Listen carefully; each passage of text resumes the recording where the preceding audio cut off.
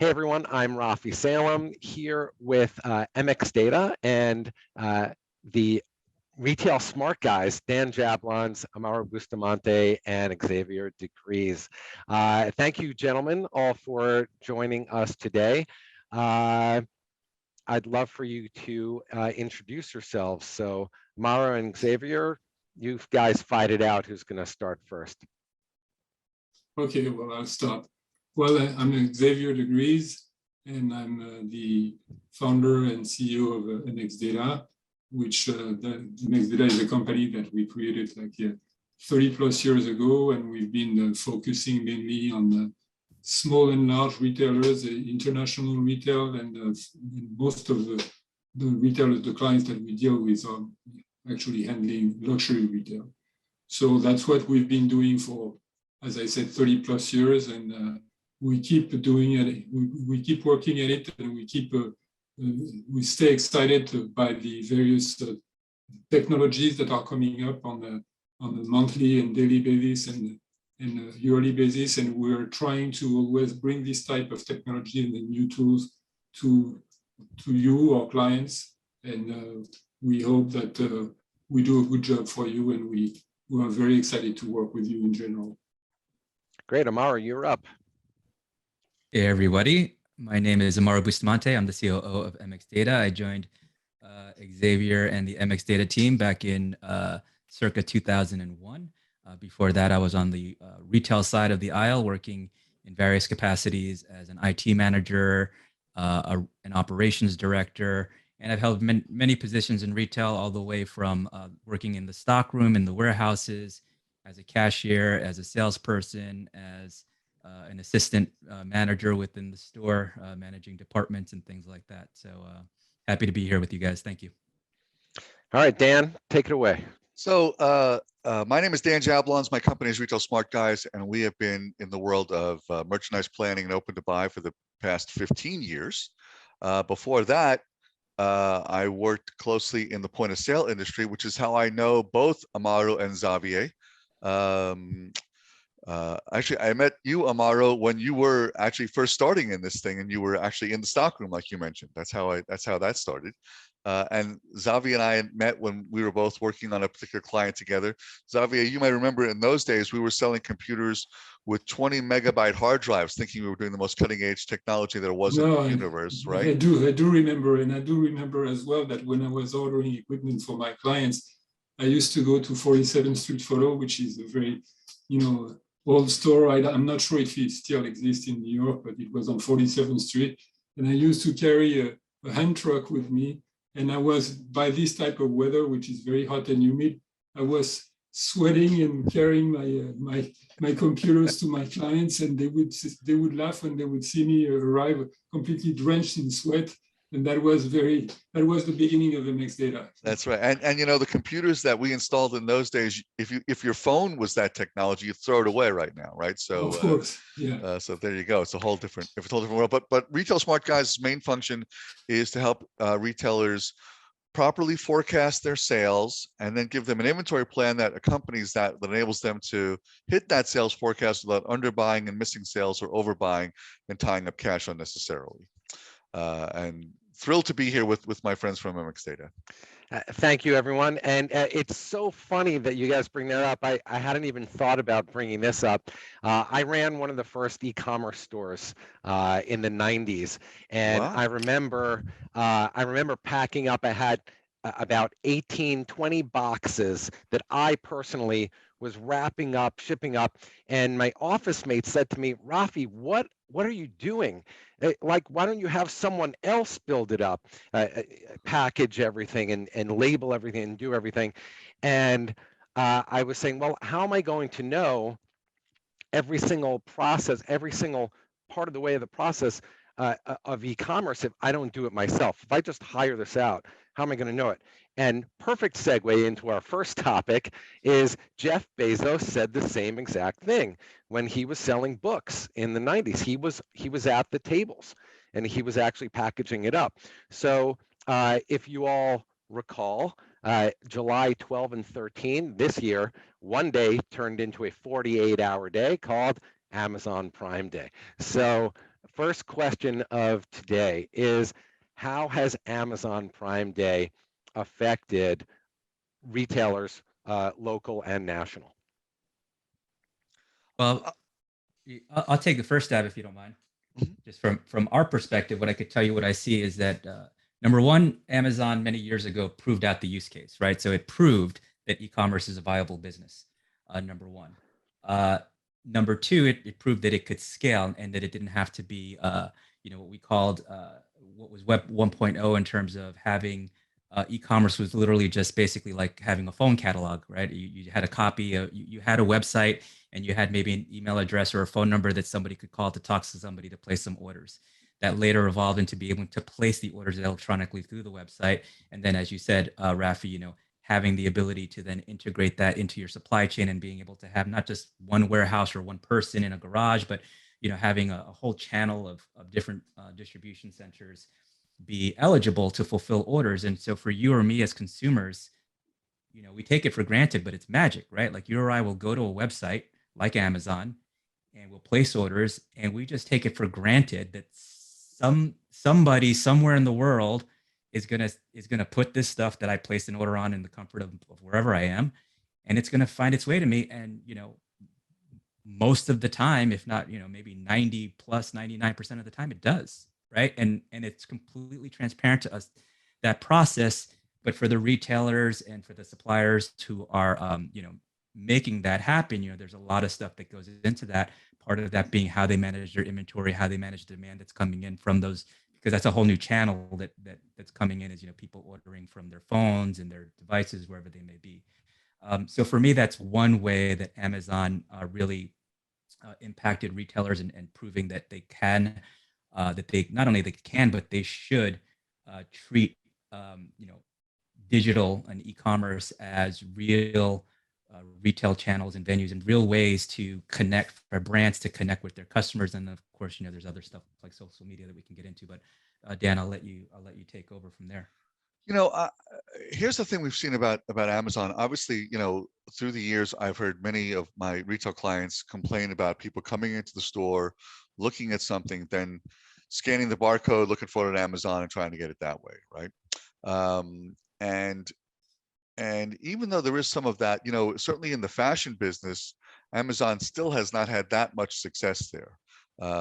Fashion retailing is still held by the luxury retailers that do that fashion thing, and I don't know that Amazon will ever get there, as much as they talk about it and want to try to be there and that kind of thing. At the end of the day, Amazon is like buying stuff off of a catalog, and there's no question about that. And so for most of our retailers that are trying to figure out, like, okay, well, Amazon is doing this and that, what do we do? There's really two answers. One is not fight it, not put a lot of time, sweating all that, because, you're not going to compete with, unless you have the kind of money that Jeff Bezos has, you're not going to compete there. But I think the way to compete against that is just to be that store that provides that level of service that you can't get from an Amazon, and we've had plenty of customers who have had someone be in the store, scan a barcode and go, well, I can get it on Amazon. And then the retailer says, yeah, but you can have it right now. Put it in their hands right now and go. So you can, it'll ship to you and you might get it 2-3 days, and it might be good. It might not, might be, who knows what the box is going to look like. Is it going to get stolen from your doorstep? There are lots of ins and outs of the Amazon world, right? We've all seen enough Facebook videos of, like, the guy snags the thing off the doorstep and that kind of thing. Or is there going to be like a drone helicoptering over my lawn and dropping something on my head? And here's the other thing about it too. I have a menswear store in Florida, and I say to him sometimes, I say, so why do people come to you versus going to anywhere else or buying it online? He said, because a man who walks into my store knows that when he walks out, he's not going to look like he's wearing a sack of potatoes, that he's going to be wearing the right things, that it's going to fit him well, that we've picked looks and designs for him that make sense for him. And I think that's an important facet, especially in luxury retail, by the way, but it's true of all fashion retail, which is that part of the reason why people go to those stores is they also want the input and the expertise of the people that are there, and they're not going to get that from an Amazon.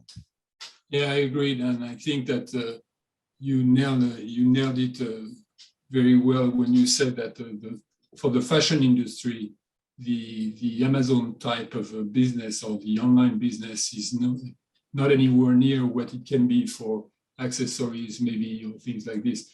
The problem that you have with apparel in general is, as you very well described it, you can see a very nice looking picture of a dress or of a pants, but when you actually receive it and put it on, that's why they have changing room in the stores. You don't have a changing room, at least as of yet. A virtual changing room might be coming soon, but you don't have anything to try on what you're buying. And many times, whether it's for shoes, whether it's for pants, whether it's for dresses or anything that you need to put on, when you receive the goods, you realize that the picture was taken in a certain way, which was not really making justice or was giving too much credit to the item that you're buying, and you end up returning it. So when you factor in the time you spent to order the items, the time you spend to get it and try it on and realize that it's not working, and then you need to ship it back, it can be, sometimes pretty frustrating. The other part of it too is that as you guys all know from working with fashion retailers, a size 27 pair of denim is not the same everywhere, right? There's different rises, there's different, and also no matter what the picture looks like, it does not necessarily do justice to the fabrication of it, right? And sometimes an Amazon buyer is focused on price and doesn't understand there's some workmanship to that, there's some fabric choices to that kind of thing. So the Amazon is great for things like toilet paper and that kind of stuff that you want to hoard during pandemics and things like that. But when you're talking about fashion, or you're talking about something that's a bit more of a technical sale, a bit more of a detailed sale, getting the on-site advice from the brick and mortar retailer is just irreplaceable. I agree. So one thing I agree with you guys, but maybe with a caveat, which is that, companies like Amazon, they're aware of this kind of anecdotal evidence or feeling that we're talking about, right? Mm-hmm. And that's friction in terms of how to get the product and how to overcome that. How to overcome the consumer's fear that they're going to order something that doesn't fit or doesn't look or feel, for whatever reason, they don't want it. And so, companies like Amazon, and Amazon in particular, have, try before you buy, right? So they'll literally ship you product for free, and what do they tell you? They said, look, you keep what you want, pay for what you want, send it back free if you don't want it. You can send everything back. You have no hook, no obligation. So that said, coming back to your point, Dan, not everybody can afford to do that, right? Not everybody can afford to take on the cost. So the point is, if I'm a local business, I'm not necessarily going to try to compete with Amazon on, that kind of economy of scale that they have that gives them the ability to basically be shipping things out for free. I mean, it's well known that, like, for example, their Kindle devices and their Echo devices they're basically giving them away. When you look at their cost infrastructure, they're probably losing money when they sell these things, but for them, the game is not the price of the product up front. It's the customer retention and the subscriptions that they get from all of those things. So coming back to a retailer, this is where I think companies like Amazon, again, come more to prove the case. So if I'm a retailer, I say, okay, well, maybe I don't have that, but to your point, with my local consumers, right, those are people who come in, but now now that they've established some kind of brand loyalty, or at least they're aware of me as a business, as you said, they know that they can trust me as a brand. Well, then I give them now the alternative of not just shopping with me online. So maybe they don't. So they came into the store, they know that, this pair of jeans from this brand fits me. Now I have the option, if you give it to me, I have the option to go to your website and buy it from you. Yeah. Or you as a retailer can make your product available through Amazon if you really want to give. So my point, to your point, it's not just zero-sum game anymore. You don't just have to, try to compete with Amazon, because, as you said, I mean, at this point, chances are that's not a game you're going to win. I think service is the way to go. Plus, also think about this for a minute. Even if you're going to play the game of, okay, ship it to me. If it's not right, I'll ship it back. You'll ship me another one. That's not right. You ship me that. Ship me another one. As opposed to first time I go to the store, I get what I want. It looks good on me. You froze on us, Dan. We lost you. All right. Well, Dan, if you can hear us, we can't hear you. But yeah, I got your point. We're talking about an analog world, right? Like something that's tactile. There's, I think there's Jeff Bezos was monitoring The our guy call who's and biding their just time. They're smart, curious. fashion-oriented people. Yeah. So, by the way, Dan, you cut out for Oh, about 30 too bad. It was seconds or the so. most clever I- thing I've ever said. But, It was Now no one's ever going to hear that. yeah, my dog heard it, so it's I'm okay. sure. I'm sure you repeat it. Let's definitely move on to the next. We'd love Yeah. to continue the conversation, but we got to move on. So moving on, what is happening today? What is trending? And the answer is, who wants to take it? What is happening right now in this country? Well, certainly a lot of our retailers have seen a little bit of a slowdown because of inflation, and there's some, inflation combined with, wackiness in the news, and there's some rising COVID numbers, and if that wasn't enough, would you like a little monkeypox? Here in LA, we talk a lot about monkeypox. So, there's a million reasons why these things don't work, but in all of that, I would tell you that there is only one solution to this, and I learned it when I started Retail Smart Guys. It was right when the recession started. Like, I had actually left a salaried job to start my own business, and then 3 months later, Saks went 75% off, and I thought, I'll be homeless in about 6-8 weeks. It'll be over, So the thing that I learned in that time, and the thing that we're seeing now more than ever, is that the answer to it always is to turn faster. If you can get the right inventory turn, or even a half turn, or a single turn faster than you're turning today, it means you're going to be less in inventory and more in cash. And that's going to be the recipe that gets people through any trouble that they think might happen in the last half of this year or the beginning of 2023. And of course, you need to have the right tools to do that. You need to be able to measure all that. But, you've got to look at what you're turning at right now and figure out, how can I turn a half turn faster or a whole turn faster? I mean, the dollars of that, it just seems like, oh, a half turn doesn't seem like a lot, but if you're doing $1 million and you're a fashion retailer, it's anywhere from, by doing that, you could put anywhere from $40,000 to $85,000 worth of cash in your pocket. What does that cash mean? It means I can hire someone I maybe couldn't hire before. It means I can upgrade my systems. It means I can do more marketing. It means there's a million things I can do with that cash that will continue to propel my business moving forward. And so when you start to wonder, like, well, I want to do these things in my store, but I don't know how I'm going to do it, the answer is to turn faster. Yeah. So who, in your experience, Dan, who do you think in the retailer's organization is best situated to impact that? So, are we talking about accountants, bookkeepers? Are we talking about, CEOs? Are we talking about buyers, merchandisers, store managers? Like, who do you think is best situated? It's the buyer, because the buyer, if they're using a proper plan, has planned out what they're going to sell, but also what their inventory should be. And probably most important, if not, well, I'm sure most important, where are they going to end the season? If you and I both have stores, and I end the season with $20,000 worth of goods, and you end the season with $10,000 worth of goods, you win. You've gotten your cash out of it, and you're going to have to take less markdowns to get the goods out, which means your customer knows to buy that. They're going to have to move fast and get full price goods out of you, versus me. They might wait till I go on sale, right? So the longevity of the business is really based on that too. So you just mentioned something interesting to me. You said, you talked about it in terms of dollars. So what's the play between dollars and units in this case when you're planning? Well, the unit thing has changed certainly a little bit because, prices are going up because of inflation, right? But, we always look in dollars because it's what drives, planning and merchandise planning, really, at the end of the day, when it started, when we were all younger men, listening to all of us tell our histories before this, I'm like, oh my God, I know Xavier for 30 some odd years now. Like, I can't even believe it. Anyway,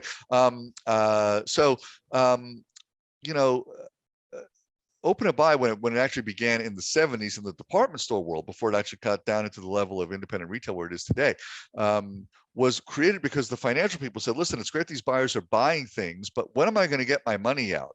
right? Right. And so they created this whole thing just so that the financial people could see, oh, if I invest in this stuff at this point in time, by this month, I should get my cash out of it and be prepared to move on to the next thing. So we think of it that way because it's an elaborate cash flow plan at the end of the day. Some people like to do it in units, but the problem with doing it in units is you don't really think about things like, well, how much am I going to have to mark down? What's the cost of the markdown? And how does that markdown's cost affect my profitability? Well, Right. I think that one of the things that you can add to this, Dan, is the fact that you spoke about the buyers and the merchandisers. For me, the merchandisers are the guys who are going to discuss with the executives of the company the type of items and the trends that they're going to try to follow because they want to follow the market. Then the buyers are more in tune with the accounting guys who wants to get their money out at some point and get a return on investment. And they need to make the link between what the merchandisers want and the finance people want, because Right. the buyer is the guy who's going to actually spend the dollar amount in the inventory, but they need to spend it wisely to make sure that they follow what the merchandisers are have in mind for the next season. And the other thing that both of those groups need to pay more attention to, which is hard to get them to focus on this, but one of the things that we spend a lot of time looking at is, as buyers and as merchandisers, they're always looking ahead. What's the next trend? What's the next color story? What's the next fabric story? That kind of stuff. But one of my stores, they require the buyers and the merchandisers, preferably monthly, but at least every other month, they have to do the tour of shame in the warehouse, where they have to walk the warehouse and look at what's still there, right? What did you buy that we're not out of yet? And what's the plan to do that? And what lesson did we learn so that we don't do that again, right? That's one way to keep people accountable. Yeah, it's a hugely important thing, right? So the buyers have to walk through there and go, "Ooh, look, I bought." They see the real world impact. Yeah. So, and there is no such thing as a perfect buyer, right? So there isn't going to be anybody that's going to be like, oh, I bought it and it had a 75% sell through in the first 30 days. Well, I mean? That's when the buyer blames the merchandiser. They say, you told me to buy that. That's right. That's right. Yeah, so I had a couple other questions come to mind, question and comment. So when we're looking at dollars, what basis are we talking about? Are we talking about, like, when you say the inventory on hand, for example, are you talking about how much? Are you looking at it? How much do I have at hand on my cost basis, at my retail basis, at my profit margin? What do you think is important for a retailer to look at? I usually start by looking at it at the retail level, whatever retail level it's at, and the reason is that's my prediction of what income I can make. Right? I can't. We're not a salon where it's like, okay, I can make more money if 10 more people walk in. As a store, the only way you can predict what your income is going to be is to predict what your inventory is going to be. So you've got to be able to look at that. Well, the other thing which is very important is, personally, most of the retailers that I've met, when they do open to buy, they always do it at retail, because the point is, when you predict or when you plan something at retail, you're using the market price. It's your projected revenue. You're not planning at cost, because the cost doesn't mean anything for the market. So you want to make sure that you're in phase with the market when you're predicting your plan. That's very well said, and that's exactly correct. You can't predict income, but also you've got to be able to look at it and go like, okay, well, this is what the market will pay for these things. It's amazing how sometimes, back to that tour of shame thing, there's sometimes I've had to tell buyers, listen, you know what? Whatever you paid for, it doesn't matter. It's what the customer values it at, which means at some point, if they don't value it anymore, you're going to have to slash and burn and get whatever money you can out of it so that you can reinvest that in what is selling. Right. That reminds me of a cliche that, anything is only worth what somebody else is willing to pay for it. That's correct. So that brings me to, sorry, Rafi, before you switch topics, because I know the trigger topic here was talking about inflation, and Dan, you talked about basically one of the best ways to combat inflation for retailers to really focus on their inventory turn. And then we talked about trends and things like that. And so, one of the things that I think that's interesting is, so how does a retailer, come to these decisions, right? We talked about, merchandising and making buying decisions. And so, what information is available to these businesses to make these decisions? So I would say that the typical retailer, the low hanging fruit that they have is their own data, right? Their own data and their own history. And that's great. So number one, if I'm a retailer, at minimum, I'm talking about bare minimum, I need to be able to get at my own data right? So I need to be able to look at my data. I need to be able to report on it. I need to be able to look at it historically, right? Because if I want to start looking at trends or how I'm doing, it's not necessarily just looking at it, how did I do this past week or month or year even. I might need to do some comparisons of like, this year versus last, or this same period versus that period, and so on and so forth. Things like thinking about things like days of supply and what, obviously, if you're heading into a holiday season, like let's say like a Christmas season, your chances are that your days of supply calculation should be a little different than if you're looking at the middle of summer, Right. and so on and so forth. So number one, I think where a company like MX Data comes in is helping retailers implement those systems that will get them at that, give them the ability to, number one, capture that data and capture it at a level that's meaningful and useful to a buyer, right? Because that's the other thing is, there's information that's presented to a consumer, but then there's how do I, as somebody who's analyzing my data, want and need to be able to dissect that so that it's meaningful and useful for me to then convert that into these buying decisions. So that's number one.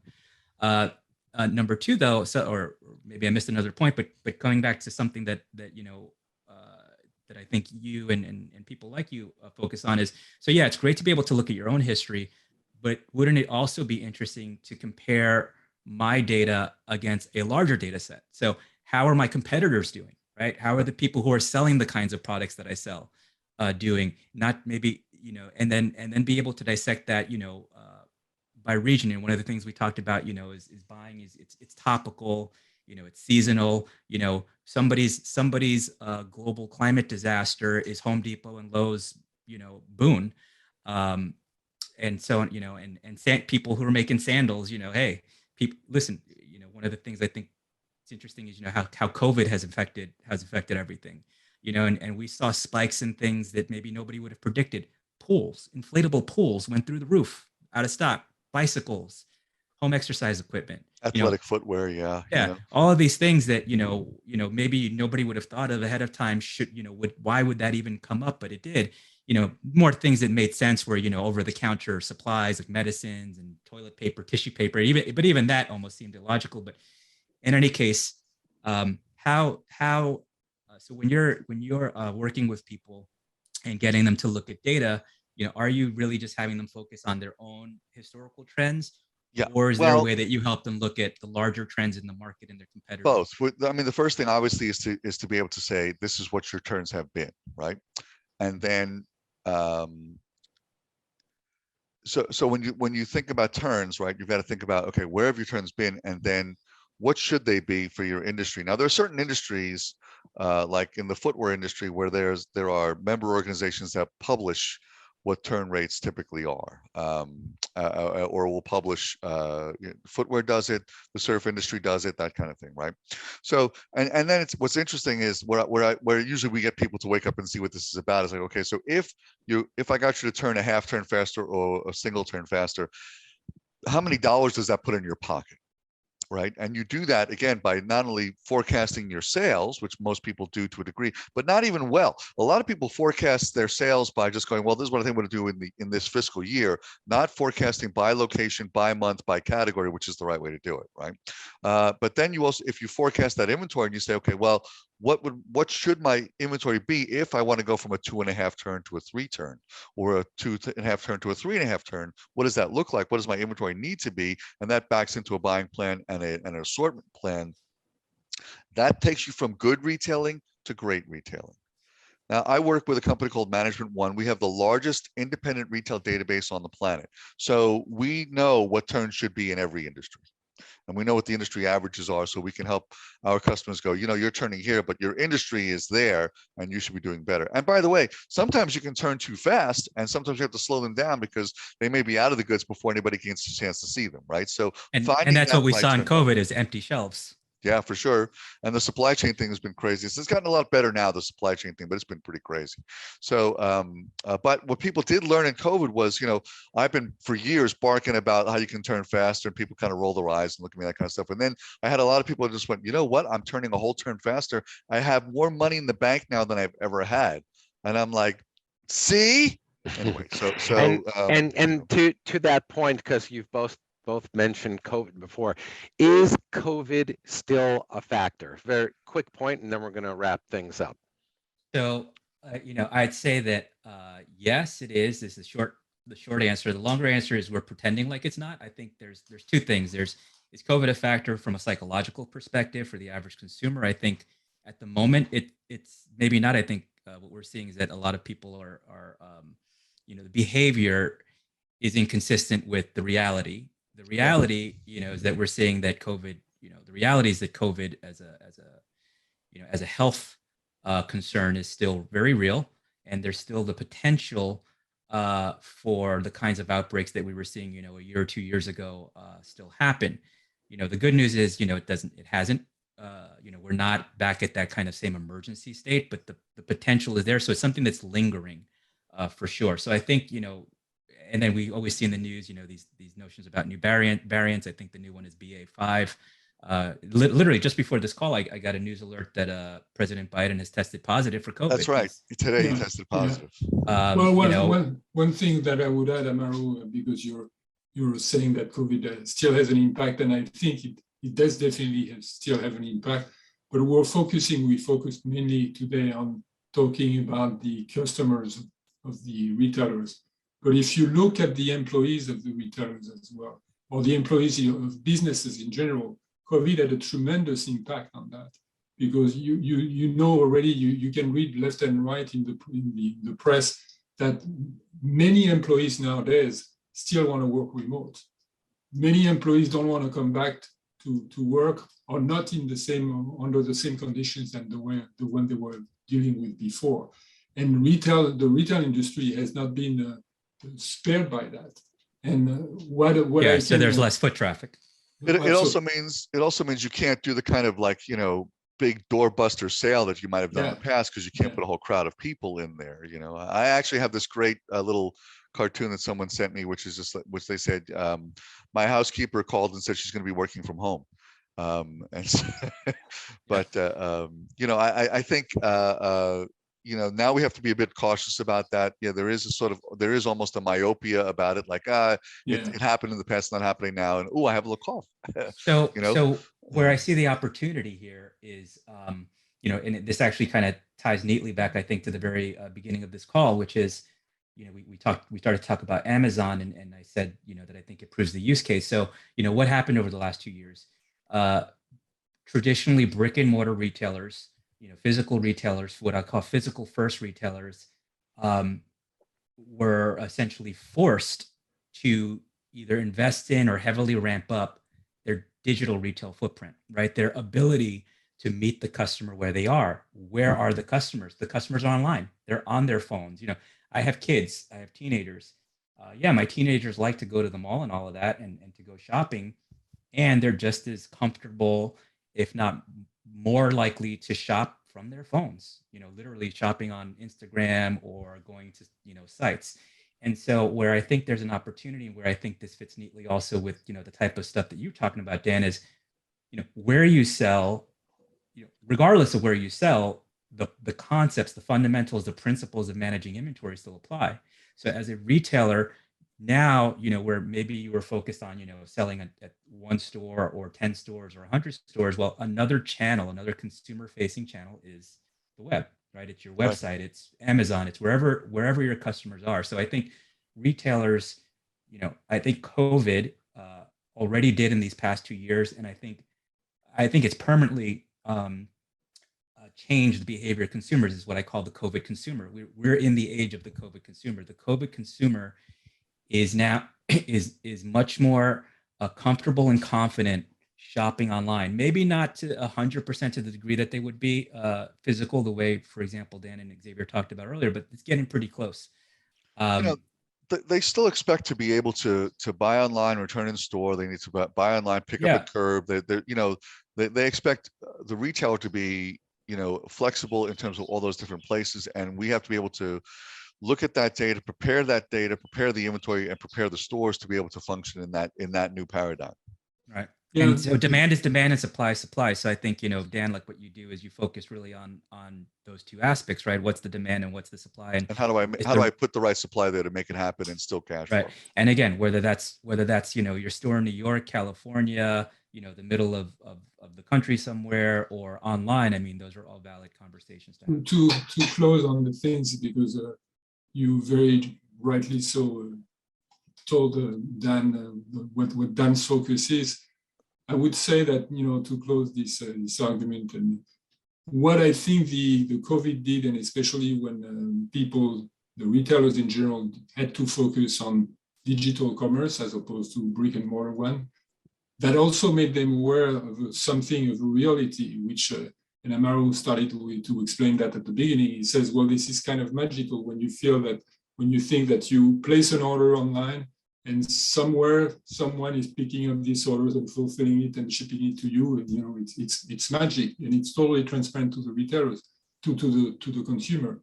What I think we've noticed, especially during the COVID the COVID period, is the fact that retailers who were converting their brick and mortar stores to digital business, digital commerce, they realized that the problem is not only having a nice front end, a nice website, a nice looking website. The problem only starts once you made the sale online and the people, the shopping cart has done its job. What happened next? And there is a huge disconnect between what happens when you're online and you're shopping and what you need as a retailer to do from a logistical point of view to fulfill the orders. And I think that's where MXD focused mainly in the last few years, in the COVID years, to help the retailers fill that gap. An e-commerce business typically turns faster than a brick and mortar business does, by the way, right? They don't have to maintain the same level of inventory and that kind of thing. So they should turn faster. So when we plan people that have both brick and mortar and e-commerce, we have to plan those two different businesses at two different turn rates because they work differently. And retailers have to be prepared to pivot between both of those.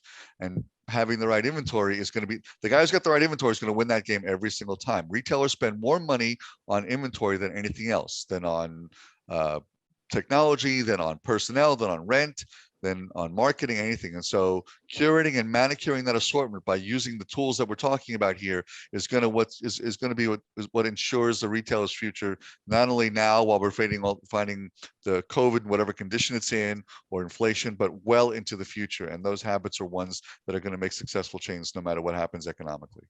Well, let's put it that way. If you spend more time on your rent than on your inventory, that means you have a problem. Well, yeah. Actually, you just said something. I wanted to close on that. Dan and Xavier, it's not just for the retailer, the cost to procure the inventory in the first place is one thing, but when you purchase something, a physical object that we're talking about, it costs them money to store and maintain that stuff, to warehouse and inventory it. So the longer that they have products sitting on their shelves, the more they're paying, and the more they're paying for dead product. I mean, that's another expense for the retailer. So, and I'll just say this one last thing, because I know Rafi is so dying to wrap it up. But the other thing that we've seen to be a tremendous success for retailers, and it ties back to the turn thing, is that fresh goods are what sell at retail, right? If your customer comes to your store this month, sees what you saw last month, she's not coming next month, which means that to the degree that you get fresh goods in there all the time is to the degree that you're going to turn faster and be more successful.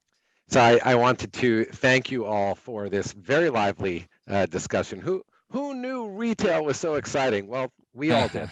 Yeah, we all did. Yeah. We all did. So Dan, how can people contact you and any upcoming events, conferences? Sure, a couple things. So I'll give you my email is dan@retailsmartguys.com. I am very, very good at answering emails, as you all know. I don't go to sleep at night unless my inbox is empty, much to the chagrin of my wife. But there you go. Or they can call my cell, 818-720-2585. In about 2 weeks, in the beginning of August, I'll be speaking at the IR show in San Diego, which is a footwear show. I'm speaking then at Super Zoo. I'm also speaking at and Global Pet. I speak at both the pet shows. Surf Expo in September, and the toy show in February. The toy fair, I think, in Vegas. And there's a couple others that are not confirmed yet. But if you check our website, retailsmartguys.com, you'll see it all there. Fantastic. Amaru, Xavier, any upcoming events? We don't have any specific events coming up per se, but we do regularly like to send updates out to our customers. So if anybody's interested in speaking with us, they can visit our website, www.mxdata.com. Also follow us on social media. We are on Instagram, Facebook, Twitter, and something else I'm forgetting, I'm sure. But we're on YouTube. So if you want to see more of us, you can check us out on YouTube as well to see some of the other Guys videos aren't and dancing recordings on that we do. TikTok? Little TikTok Listen, action going there? that's my personal channel. That's Oh, my see, okay, all right, good to know. you'll need to send me a private request for that one, Dan. Yeah, okay. But it'll be Well, worth your time. It's either TikTok or the OnlyFans platform. There you go. Hey. I don't know what you're talking about, Xavier. All right. Well, it's Very not good. only what we think. Okay. Thank you all very much. Thank you, and Rafi. we will see you Thank next you. time. Thank you. Thanks, everybody. Thank you.